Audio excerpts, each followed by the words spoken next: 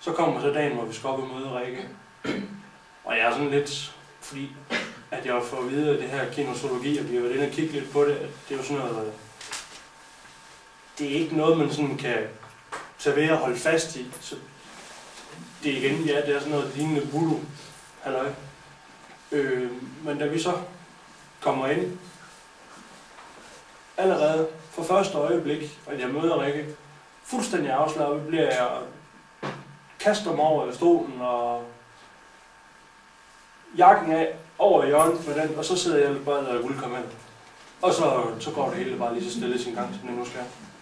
Og så er det altså bare derfra gået op af. Så det har egentlig været.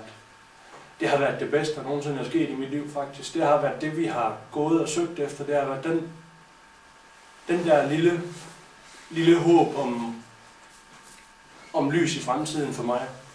Den fandt vi, da vi mødte Rikke.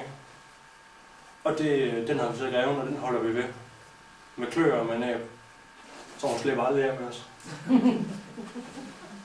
Så det har været det bedste, der nogensinde er sket for mig.